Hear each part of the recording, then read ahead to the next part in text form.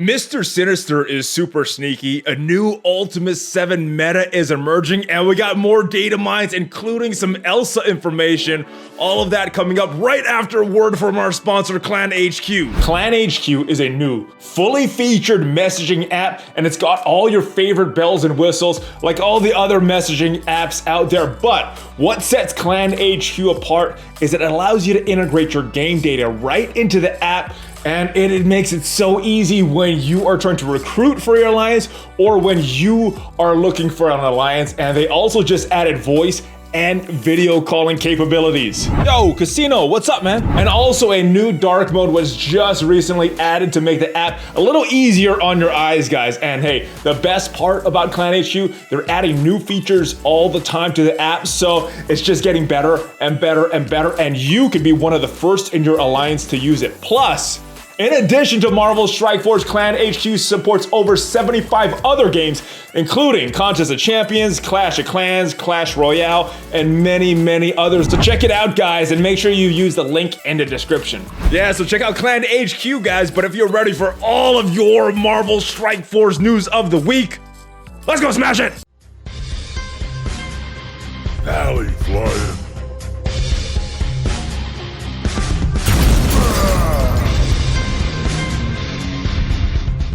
What is up, Valley Maniacs? ValleyFlyin here. I am back, and yes, I am not sick anymore. What is up, Khasino? Are you ready for the news this week? Always, let's go. Oh, I love it. Yeah, this might be a long one as usual, guys. Timestamps are in the description. So are some other links to some of our sponsors. Thank you to ClanHQ. Let's get into it, though. All right, big news item of the week, or some from last week. You just unlocked Coulson. You placed him on War Defense. I think you had 2 defensive wins against some pretty meta teams. How has he been shaping up since then? How have your war defense been this past week? I've seen some interesting things. So the previous week when I'd used him once, he had 1 successful war defense against an X-Men team, and then was taken out by a power armor team. I would say that's a successful defense right there, just taking out 2 meta teams like that. I agree, but that was last week. So I got to use him again in this most recent war. And in this most recent war, for me personally, I got someone tried an X-Men team and had a combat cancel. Then someone else brought in an X-Men team, lost. They brought in an even stronger X-Men team. It was like a perfect punch across. And then they brought in a 3rd team to clean up. Okay. So I got two defensive wins and 3 energy. All right. So what were the power levels of the X-Men? Because when we tried this X-Men on the test server, I think it was perfectly balanced. You know, everybody across the board on S.H.I.E.L.D. was perfectly balanced. Everybody on the X-Men was perfectly balanced. Everything was even across the board. What are you looking at as far as power levels and these punch-ups that people are attempting? So my Coulson Fury defense is like 354,000, something like that. Oh my goodness. I would hate to face that. That's horrible. Right. I mean, well, if it's going against you, if it's yours, it's not horrible. Right. Well, so I will show you, and keep in mind, this is after it was war buff, but so I'll send you the picture here if you want to include it in the video. All right. But so the first X-Men team that tried and had a combat cancel attempted slightly less than 100k punch up. Ooh. It's the second one that's impressive. The second one came in at pretty much the same power, like 6k less, and got smashed. Woo. That's crazy. Now, my goodness. I didn't tell you anything about this at all, and maybe we'll do a separate video on this, similar to the Captain Marvel video that we did. This isn't mine. This is someone else's Coulson War Defense. Check this out. We're going to get a live reaction. Feel free to throw this up during the video. But oh my goodness. I don't even know what is on the screen, but I see a bunch of them. So let me see. Oh, it's all the same exact team. Defenses. Oh my goodness. This is the same war. Jeez.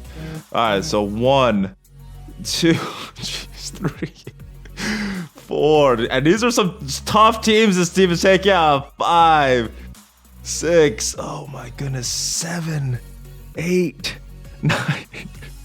It took 10.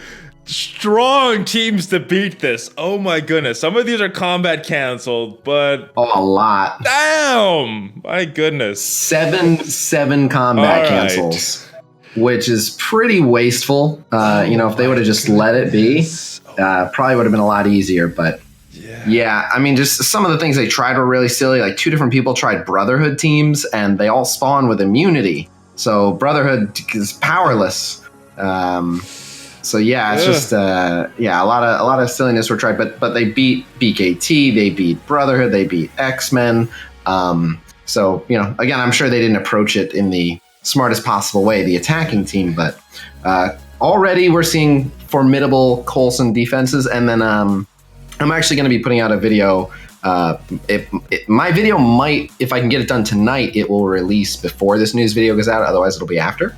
I got good footage of myself attacking a Fury Shield Coulson War Defense. And it's a very interesting video. In it, ultimately, I use my Fantastic Four. And I am punching down over 50K in terms of like what the actual power of the teams were on people's rosters. You can just do the backwards math. And so on a 50K punch down, right when I load in, obviously they all get to take their turns. Johnny Storm and Sue Storm were dead before I had my first turn with Sounds like the test server. Oh my goodness. That was I still managed to win, but only because I was doing such a big punch down. I won the 3v5, but only because it was a big punch down. So as we start seeing bigger Coulsons, we're going to see more successful defenses. And I do want to stress, though, ultimately, like when everything's said and done, Coulson War Defense is not going to be like, oh man, you need 19 attacks to take this team out. It's not that crazy. What it is, though, is you pretty much have to send in, and this, there's a couple teams and a couple ways to get around this, but for the most part, you have to just send in at least one team to take their initial barrage and then send in someone else to deal with them. So I think when all said and done, when people get really familiar with the team and fighting the team, we're going to see them settle at just a double tap room.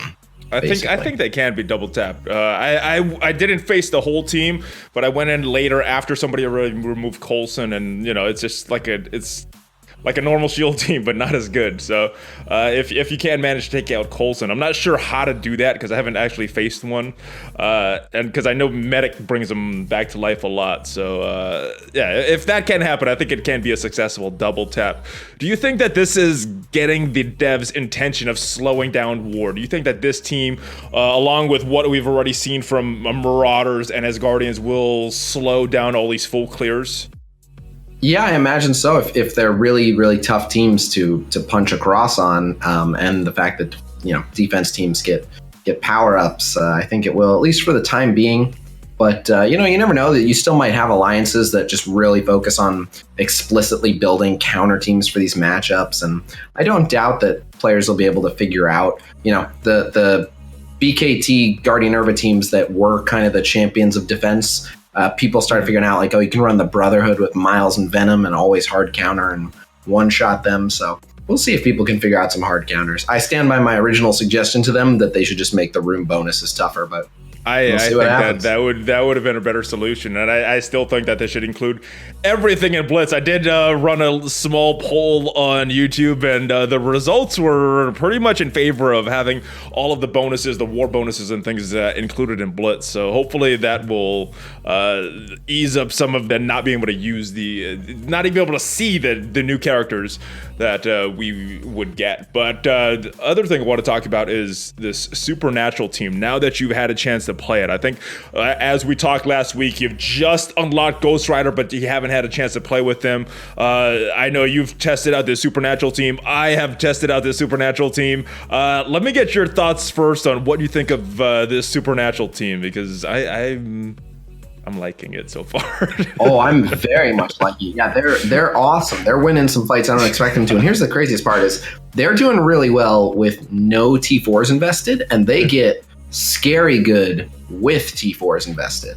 And so I'm kind of torn. I feel like they came at a bad time for me because I'm trying to spend the T4 ability mats that I have on characters that are raid essential for Ultimus 7, and I don't consider Supernatural to be raid essential at this time. But they don't need many. They need like 3 or 4, maybe 5 T4s to really be at full power. But even with none of them, they're crushing it. They're winning some insane matchups. They're winning big punch-ups on Fury Shield and 8-3. They're just doing crazy amounts of work. Hold on. Let me interrupt you. Just kind of set the stage, because what are you working with? Who is your 5th, and how strong is your Ghost Rider? Those are the two important questions here. I have to check how strong my Ghost Rider is currently, but he's not star level. Where's your Ghost level? Right, I got it here. So he's 5 gold, 4 red, and my goodness, he's fairly well balanced. He's 41,699. Nice. And the strongest member of that team is Mordo at 54,520. Okay. So they're pretty close. And what is your 5th? Yeah, he's a little bit behind, but he's very capable. Unfortunately, he's hard stuck gear tier 10 because he needs new uniques, and there's literally 0 good ways to get new uniques except for waiting for them to show up in the shop or getting lucky with purple raid gear orbs, which this always happens to me. I don't, pay to refresh the shops for those, and I never get lucky with them. So I just have the character stuck at gear tier 10 for like 2 weeks always. Yeah. It's annoying, but worth it whatever. Rush. But who's your 5th? I'm using Loki on the. Yeah, no, it's gotta be Loki. Okay, cool. There's not even a close second in my opinion. Like, you'll have people saying like, oh, they work great with Captain Marvel or Phoenix or whatever. But as far as characters that aren't obligated to be in other places on other teams, Loki is a perfect fit.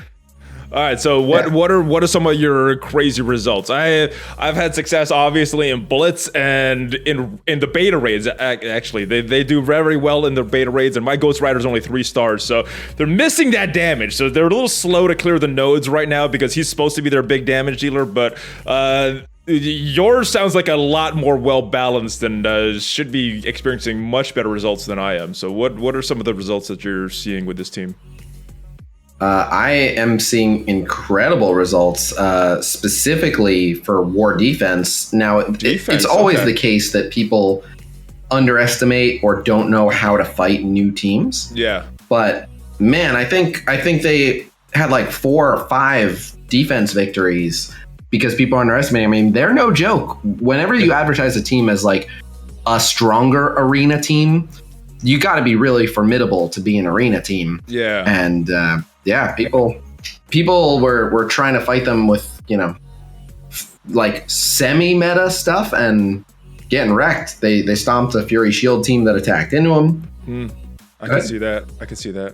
I think they beat a power armor team. I don't even know how. But I think you got to go against them with aim. Fantastic. Aim is the counter for these guys, I think.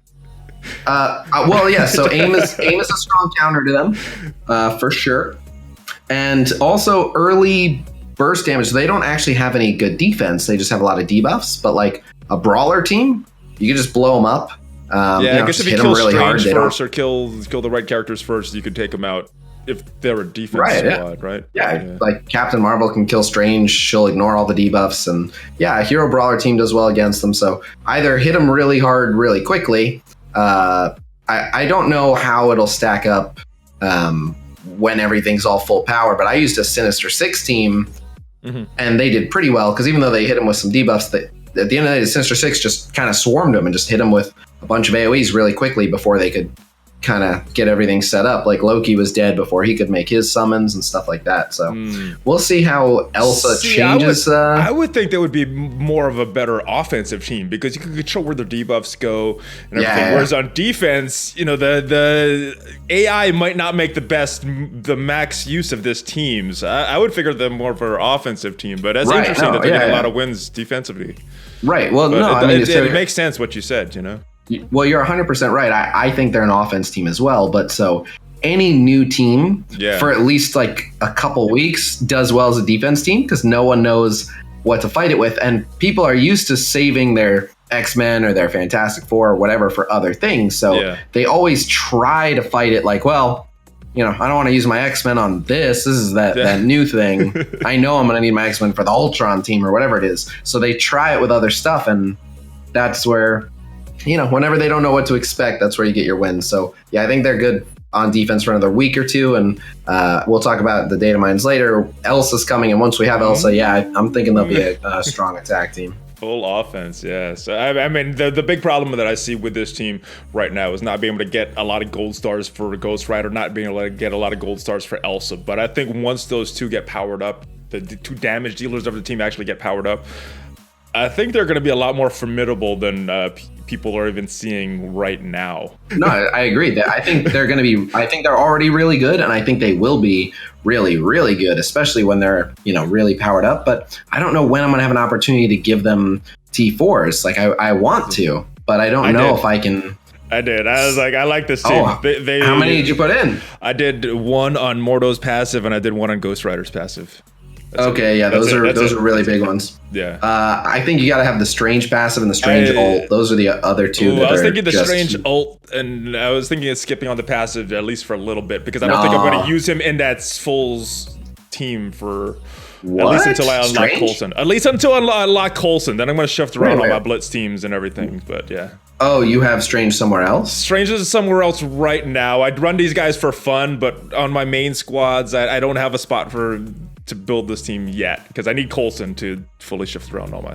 Anyway, I went over to an earlier video, so if you guys watched some of my early videos, you know. But it will be rebalanced. It will be rebalanced soon, and they'll be on a full team for Blitz and everything soon. But yeah, I'm using him in raids right now and having a blast with them. Highway to Halloween events. Exactly. I mean, other than the characters being different, but pretty much the same thing as a Marvel 80th, with just a different theme. Blitz, you get these orbs, you open these orbs, you get character shards. What are your thoughts on this event? How's it going? How many shards have you unlocked so far? Well, so I haven't tracked how many shards I'm up to. I probably should have, but I know about how many shards you can expect, unless you're just blitzing like crazy. But I know, well, so let's start from the top. I mean, I like this release method.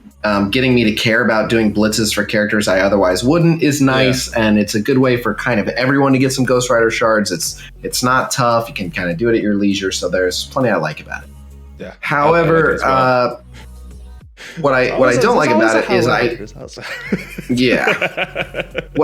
what I don't like about it is I know a ton of people who are already totally done with the trick or treat blitzing milestones. Like, there's still obviously plenty more they can do in the orb opening one, because that milestone is designed where no matter how many orbs you get, you can basically still buy more with cores to hit the higher tiers. Yeah. But the one for doing all the blitzing, people are saying like, oh, there's still 8 days left on it and they're done. So I finished it in like 3 days. I finished it in like 3 days, but I went hard on Blitz. So I think I might be a rare person that plays Blitz a lot when I have the time. But yeah. Yeah. But so it seems like it's kind of short. That's the first thing. And then a lot of people have sent me like, oh, here's my breakdown of the math. And they're all coming to the conclusion that like, you're going to get him at 3-star, but it's not really possible. It's very unlikely that you'll get him at 4-star from this event. Ooh, and any event where you can't comfortably get the character to at least 4-star, I think is a missed opportunity. I think they kind of need to be at least 4-star, 4 red star to even start being usable for any endgame stuff. For new players, sure, it's fine and dandy, but yeah, I don't know. I think they could benefit from giving us more opportunities to get more Ghost Rider shards. I would definitely agree. Like, I'm kind of rare. I blitz a lot, and I might get him at 4-star, but I'm going to blitz a lot. And I think I got Namor to a little bit above 4 stars with, the same kind of format. But again, that comes from blitzing a lot. How realistic is it for someone to be blitzing a lot, even if it's on auto? I don't know. I don't know. How close are you to 4-star? I'm about 20 out of 80 right now.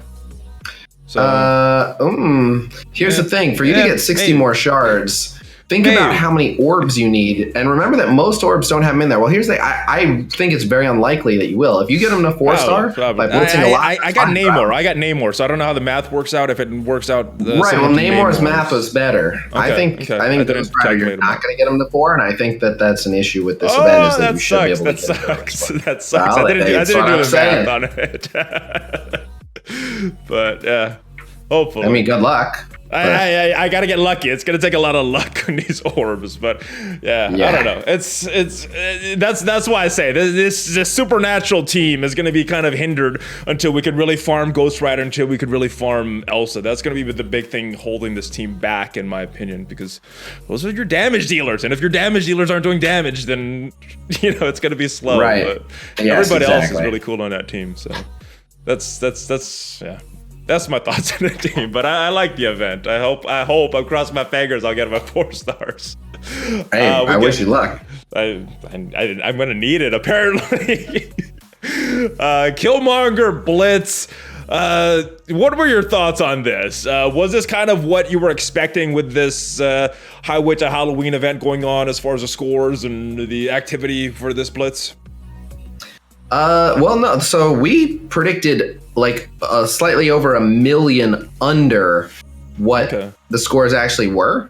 And we thought people would go fairly hard for Killmonger, not like brand new character hard, but like Killmonger's still kind of new. Not very many people have him maxed out. He's kind of popular, kind of strong. And then we assumed, all right, people will go a little bit harder for Ghost Rider, but I think it was like 8.3 million for the top 1500 for Killmonger, which is approaching like brand new character release numbers. So yeah, the scores, we were thinking like, oh, maybe 7 million, like low 7 million, maybe mid 7 million if it gets really crazy, but people really went ham, and it's a little tough to determine how much of that was Killmonger and how much of that was Ghost Rider. But either way, I mean, Killmonger's an excellent character, and I think it's more Ghost Rider. So do I, but Killmonger's an excellent standalone character.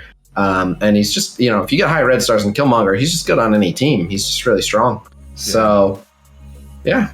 Well, I know. I was trying to get down to tier 1. It was hard to get down to tier 1. I was talking about this with OMG. I got to start to find some auto lose teams, because not all the teams can lose at tier 3 and tier 4. But I was fighting most of my blitzes there, and I did a lot of blitzing, but I ended up in the top 1500 just from the sheer amount that I did, even if I wasn't scoring a lot per battle. So I think people like myself kind of inflated the scores. I'm sorry, guys, that we're going hard for Killmonger, but I think it was inflated a little bit because of Ghost Rider, not just Killmonger, even though Killmonger is a great character. So you guys have been accusing me of inflating the scores this whole time. It's been Valley. I'm sorry. I inflated the score for one person. One person didn't get it because of me. I'm sorry. I apologize about that. Magneto event came back. I think it came back either yesterday or today. I'm not sure. It doesn't show up in my store anymore. I know it doesn't show up in yours, but Magneto, for all the new players that are unlocking Magneto or getting up to 6 or 7 stars, what do you have to tell players about Magneto? What should they be doing with them? What should they focus on for their Brotherhood or use of him outside the Brotherhood? Well, no, I mean, I think he's still very good with the Brotherhood. We'll see when more Marauders release what ends up happening with that. But in the meantime, the Brotherhood's a very strong team. And I mean, they're a very, very reliable Blitz team, but they're also a really, really good war team. There are just a lot of teams that are taken down by the Brotherhood. Basically, if you don't have something to deal with, blinds being applied to your entire team in the opening round, you're going to get crushed. And then they just do so much damage so quickly. So they're still a very, very formidable team. And they're definitely worth getting. And it, especially as a newer player, it depends on the state of your arena and what teams you tend to run into. But very worth getting. If you don't have Phoenix or Ultron in your arena, you could dominate arena if you get if you have a strong Brotherhood team. Probably. Yes, I mean, I had him back before we had Sinister 6 and some of these counters to Magneto, so maybe, but he's still very good. I still use Magneto in arena every single day, so on my offensive team. So. Right, on defense, Magneto is very counterable. Anyone with Rhino. Yeah. Rhino is just not just a hard counter. I forgot about him. Oh my god. Literally, you can just put like a 500 power Rhino on any team and just really make so much progress against the Brotherhood. It's crazy how much that character invalidates Magneto. Yes. It's really nuts. But outside of well, no, I mean, when you're using them on offense, you're absolutely right. When you were saying Brotherhood can beat Ultra, like I regularly rely on my Brotherhood to beat certain Ultron teams. Yeah. Basically, any Ultron team that's like a lot of tank and healing and sustain, I'll just clump them up and blast them with so much damage that Ultron's the only thing left standing by the time I've finished their 2-turn combo, and then you can just kind of pick them apart. Yeah. Very, very, very, very good. So congratulations to everybody that has unlocked Magneto for the first time and has gotten a few more stars on him through this event. Interesting thing here. I know we've talked a little tinfoil hatty about these event blitzes. Now, 2 of the 3 characters were already announced of this one, of this patch. And we haven't had a unique blitz for a while. We got the 2 ones here. We got Punisher going on right now. Looks like Mystique is coming later in the week, which was announced in the dev blog. All right, I'm going to ask you this every week until it's invalidated. Eddie, do you think that they are not releasing new characters of Blitz as a way to kind of reduce the strain of this? I'm hoping that this is true still. And since I have started this theory, it has been. Maybe it's a coincidence. Again, I think it's still a coincidence, but I'm hoping.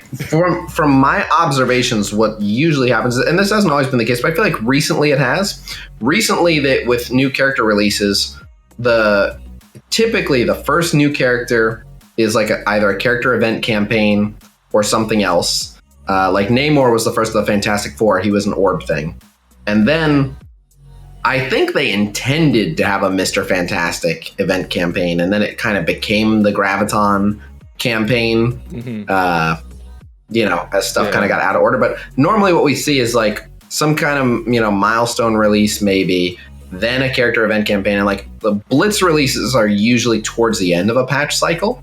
So, we still have 3 more characters. I'm betting that we will definitely see at least 1 new character be a Blitz release, and those tend to happen towards the end of a patch cycle. So if you were to predict one of the 3 characters that we don't know the release method, I think at least one. Which would you predict out of those? They all seem pretty strong.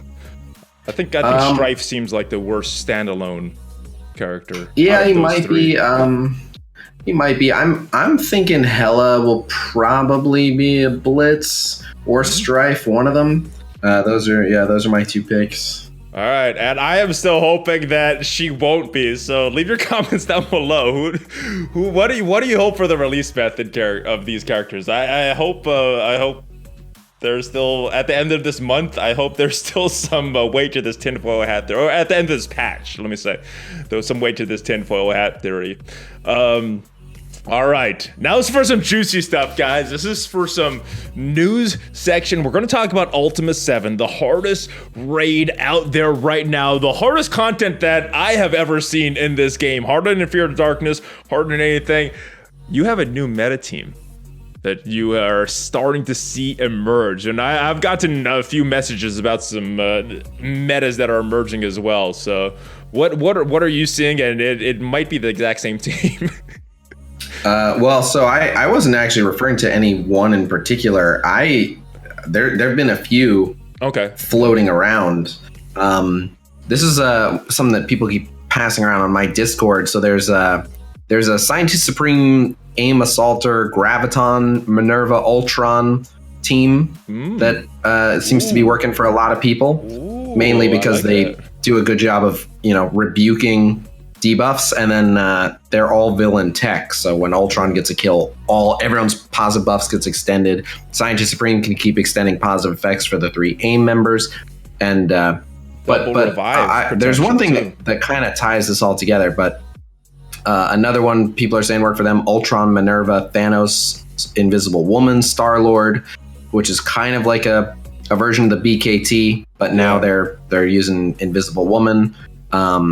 There's the X-Men raid team, which is the one I started using, which works really well, which is Phoenix, Minerva, Ultron. They're suggesting Vision, Colossus in the thing that they've typed up. I personally like a couple different people in that spot, like Sue Storm or just Storm herself. I really like Storm for an emergency special or ult. And then I don't see the one in particular that I'm using on here that I also really like, which has been Minerva, Scientist Supreme, Ultron, Star-Lord, Invisible Woman. And when you have Invisible Woman, Scientist Supreme, and Minerva all on the same team, it is a very, very safe team. And it's such a powerful combo, because if you get a bunch of debuffs on you, Scientist Supreme can flip them to positives. But if too many debuffs get on Scientist Supreme, and she's ability blocked or stunned, Sue special can clear them all. You can use the Scientist Supreme ult, and even though you'll get a bunch of debuffs as well, then Sue can clear them. All the barriers great for the Ultron minions. If anyone dies, Minerva can revive them. If Minerva dies, Scientist Supreme has a good chance of reviving her. And between Scientist Supreme and Sue, you have a pretty good job of staying alive until that revive can happen. So, yeah, we've been seeing a lot of different things. But my only qualm with that team has been that they tend to time out a lot. That's what I was going to say. You're only getting one real main damage dealer, and he's like a single target damage, and it doesn't come every single turn. Well, Star-Lord with his ult and stuff is not too bad, but yeah, it's definitely less damage, but it's they can pretty much two-shot any node that I've come across so far, and the beauty of it is it's saving me a lot on revives. I'm not having to do as much reviving, but the energy is not really an issue, because we just don't make it that far. We just get to a point where you shouldn't even entertain attempting to do the node at this point. And so I got plenty of energy, so I don't mind two-shotting these nodes, because I got plenty of energy and it doesn't cost me anything to revive. So those are a lot of the emerging metas that we've been seeing. But interestingly, Sue Storm, Invisible Woman, is getting a lot of raid gameplay, and I think she deserves, especially if you put a little bit of energy into her. Her ult is amazing, and her special is amazing as well. So, yeah, I think that's going to be my new T4 is her ultimate, just because that offense down for everybody 2 turns. I think that's just going to help so much in that Ultimus raid, and that is actually the team that I've been hearing as well. I like that team, but like you said, that timing out may become an issue on certain nodes. How many? Just out of curiosity, how many nodes are you doing on Ultimus 7 on average, like on a normal run? Well, so you have to get enough raid season points to make it more worth doing than Ultimus 6. You have to do at least 38%. Okay. So I think I'm doing like 5 or 6 nodes. Wow, I gotta check, nice. But yeah, I gotta have to check the exact amount. But okay. There's a Star-Lord mini boss. I'm on the left side, so I think usually I stop either right before or right after the second mini boss, depending on how hard I want to push. Yeah, I don't think I've beaten that second mini boss yet at all. I can, but by the time I make it there, I'm usually in kind of rough shape, and that second mini boss is pretty brutal. I usually have to throw a few teams at it. Yeah, I think you need some good coordination to beat that with the rest of your stuff. I don't have the roster to beat it on my own. Yeah, I mean, it just takes me some time, but it can be done. But yeah, just kind of involves throwing a bunch of stuff at it, and it gets pretty rough. But yeah, I mean, the other interesting thing is I'm seeing a lot of Scientist Supreme, and I called it. If you remember when we were at Foxneck's office, I was like, yeah, I'm pretty sure she's gonna be awesome for raid now. And if you want to put Star-Lord next to her, she will literally, like, basically every turn debuffs into positive effects, which is amazing. And her revive, just anytime she gets a turn, she can bring someone back. If it becomes necessary, that can be huge too. So yeah, Scientist Supreme is not only in the meta, she is one of the staples for a lot of these Ultimus 7 teams, which is crazy. Yeah, so any other thoughts on Ultimus 7? I know we talked a little bit last week about the rewards. We talked a little bit last week about the difficulty. Anything change in your mind since then?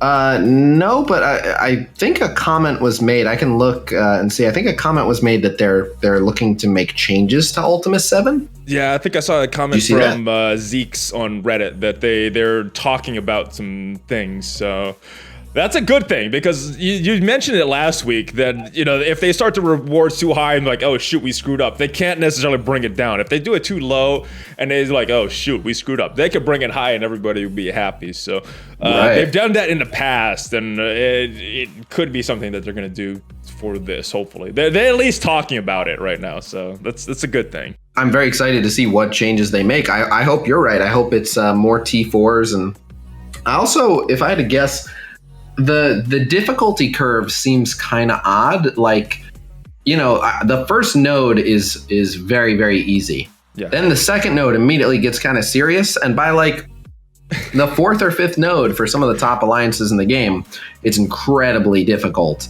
Now that, that kind of makes sense because this is made for a higher level that we're not at yet. And, I have no idea I don't think it takes into account ISO 8, but maybe, it was done with that in the back of their mind. I don't know. But like looking at the final toughest nodes, the difficulty doesn't seem to be like the normal difficulty curve with other raids where they basically have it in sections of thirds that keep getting progressively harder. This looks more like, they put the difficulty of each node at like an 8 or 9 out of 10, but then you have to do like 12 of them in a row to reach the end. And so you just can't keep up that pace. It doesn't look like a node at the very end is that much tougher than a node in the middle. It's just that after you've done the node in the middle, it's that much harder or more expensive to heal or revive people by the time you reach the one at the end. I see what you're saying.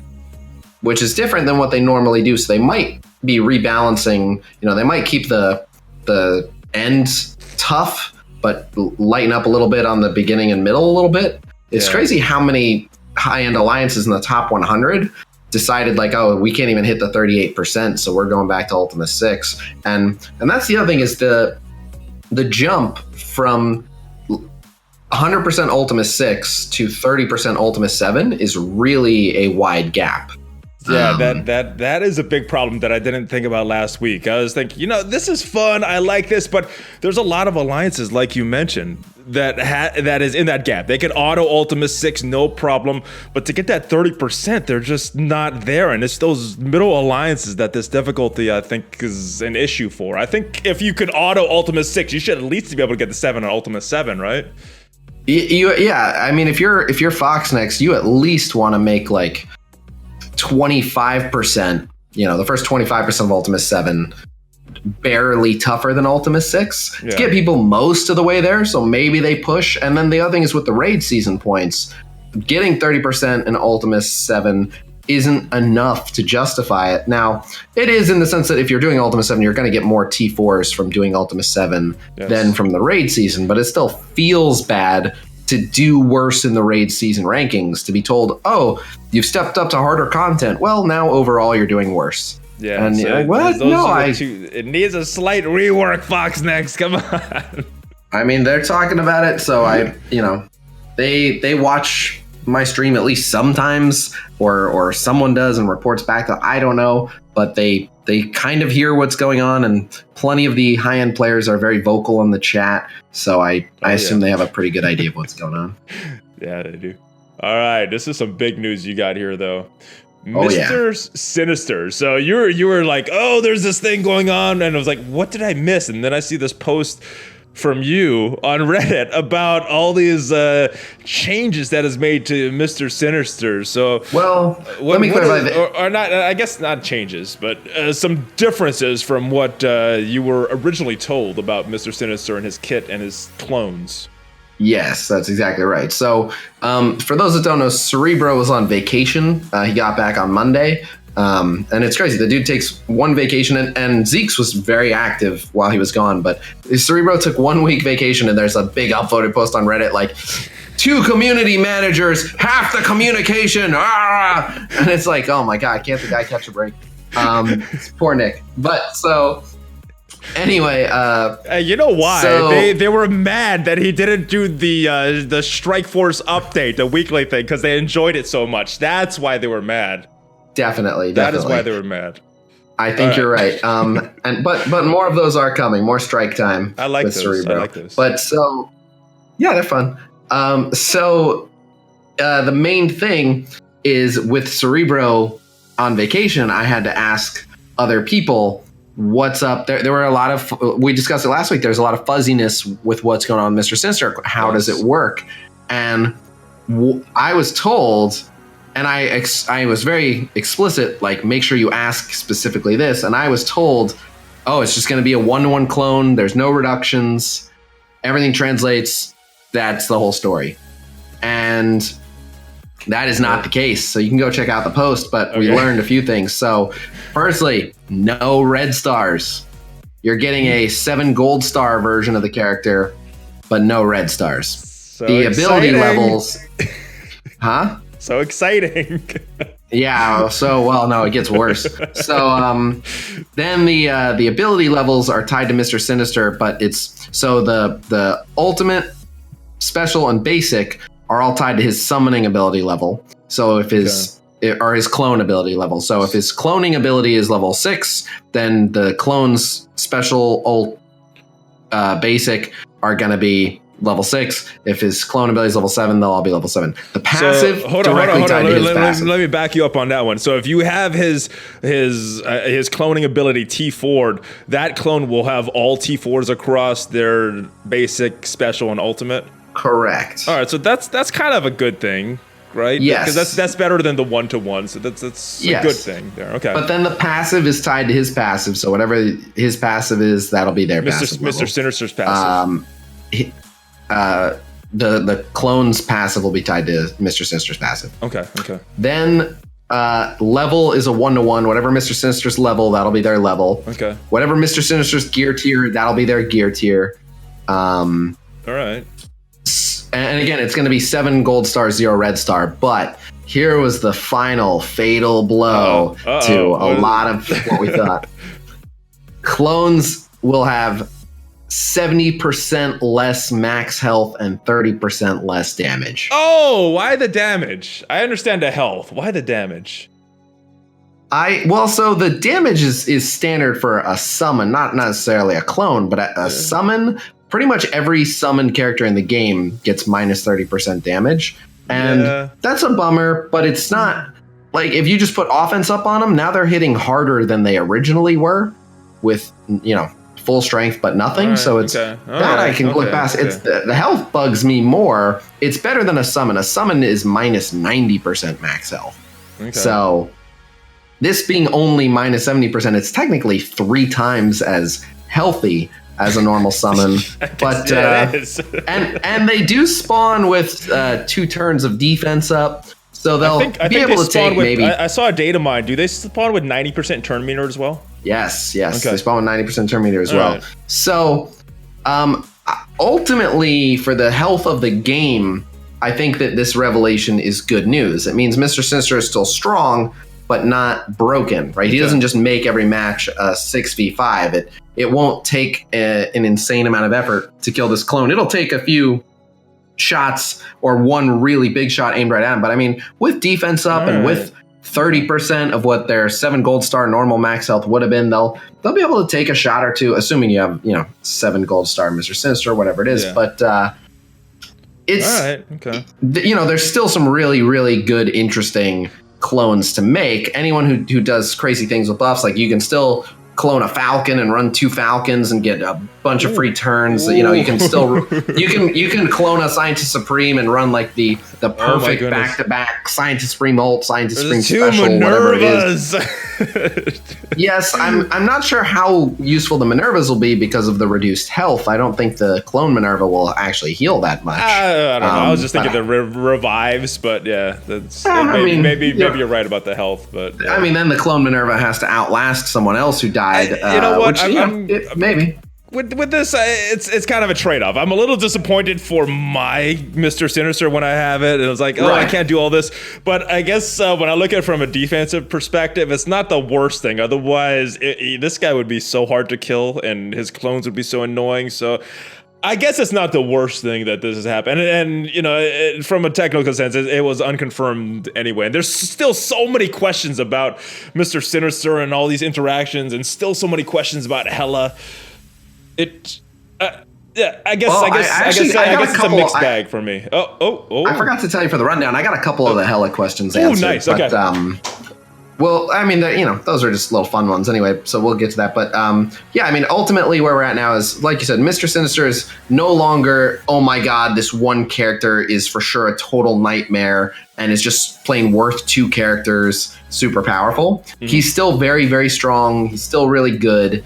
And he'll still do really interesting stuff. And there will still for sure be instances where you get just the right clone and you make crazy plays, but not in a way that there's nothing you can do about it. It's too powerful. So I really like I really like it because you basically always get another character's kit added to your team.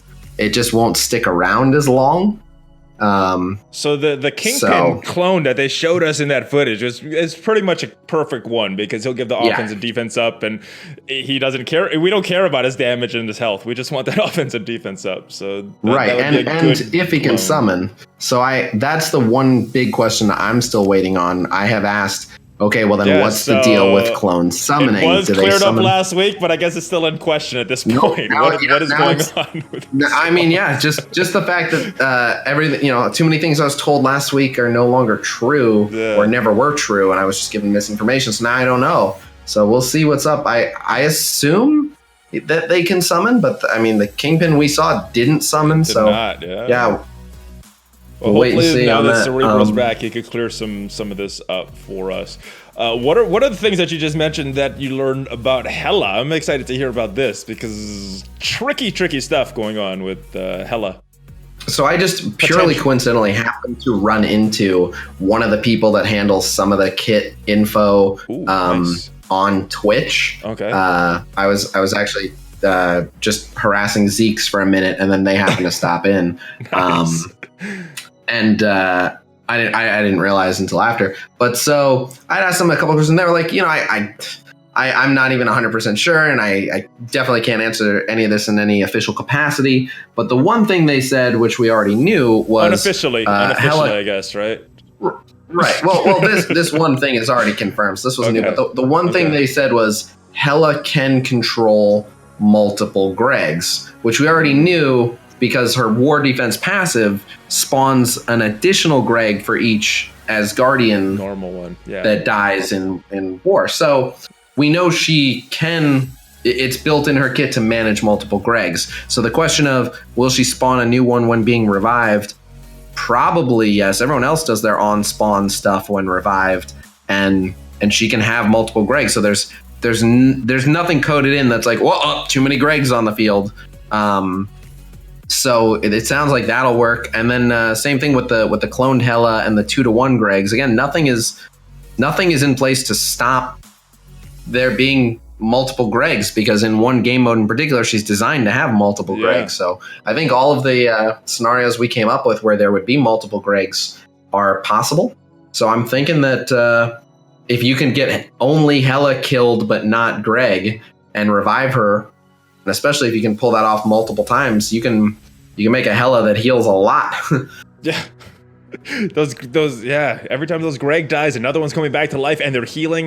If you get multiple of those, that's a lot of healing across the board.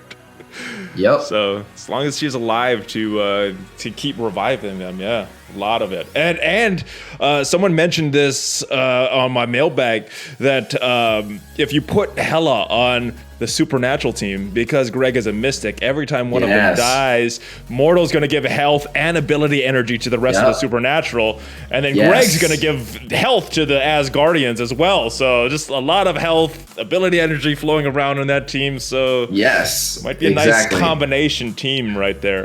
I think Hela will be a much better fifth for that team, and her ult is great with all their debuffs. I think Hela is the best fifth supernatural until a full Asgardian team exists. I think Hela is fantastic, and I even think you can do a Hela Loki version, and it's up to you who to drop if you don't. It can make her OP, but she kind of deserves that tag, right? She's the queen of hell, right? She's a goddess of death. That's pretty supernatural. She deserves it. But for reasons like Punisher not getting the military, I think it would just be too broken if she got that tag. But she definitely deserves it.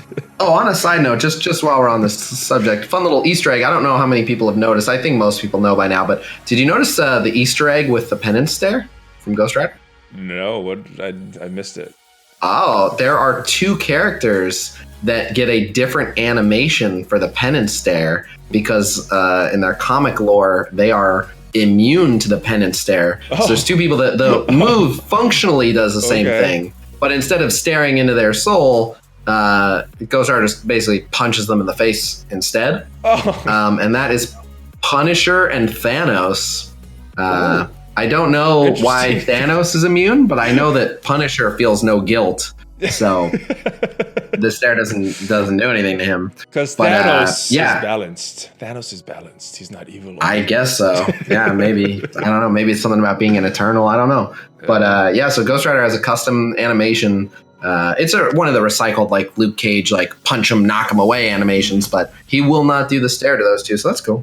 I got to check that out. I normally play on 3 speeds, so I missed most of the animations. But when I'm using Ghost Rider, I'm going to have to play on 1 speed just for that, especially just to see what other characters might that happen to. Moving on, we got some juicy data mines as usual. Some new things came out this week. First one I want to talk about. This one's a little confusing. Skeleton Leader. This one says win crossbone shards, face off against other players to earn crossbone shards as Skeleton Leader. I don't know if it's true, but I think it might be filler text for Hela. Hela makes sense as the Skeleton Leader, right?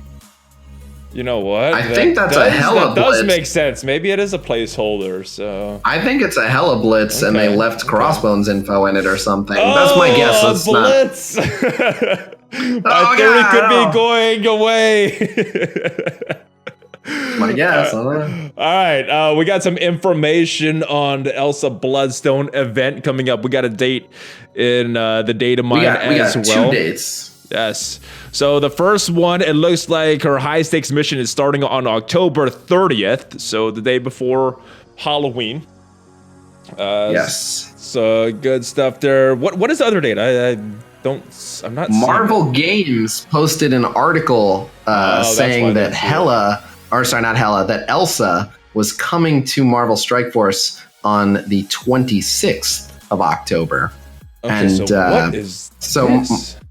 That in the I will tell you. I think the data mine is right that her event will start on the 30th. I think on the 26th it'll show up as starting in 4 days, and I think that's when we'll get our first Elsa offers. So I think Elsa will be available to purchase and play on the 26th, and I think her campaign event will start on the 30th. I see. Now it makes sense. I'm glad you were here to decipher this, because some of this was confusing to me, and I didn't know about the 26th either. I didn't. I'm not into what. Where do you say that was from? Marvel.com? Marvel Games made Marvel a post. Games, okay. I don't follow it. Just if there's ever news there, someone in my chat will say, "Hey, did you see this?" But yeah, I don't watch over Marvel Games' game news section. Nice. But neither. Every once in a while, there's some new stuff. You don't need to. You got a big enough community on your Discord that someone will let you know. We got a big sale coming up for Halloween. 7 days of deals. How excited for this are you? Not at all. I'm about the same. I've said it before. It's always one of two things. Either they're terrible deals, and I shouldn't have been excited about it because, it's like this isn't a super sale. This is like, you threw in a free premium orb to the offer I was never going to buy anyway. And the alternative is it is actually a bunch of really good deals, which is good. But then it's like, I basically have to buy this because the value is so good. So when it truly is a super sale, then I'm like, damn it, I spent like $100 on Marvel Strike Force this week because there were so many good deals. So it's a lose-lose situation. Yeah, I try to be positive about looking at a lot of things, but whenever I hear a big super sale, I'm like, all right, so either I need to look at my budget, or they're trying to get me excited over nothing. Either way, I know I'm the people's whale, but I really would love it if I could just be free to play. The value whale. Only the value deals. Yeah, I'm the people's value whale.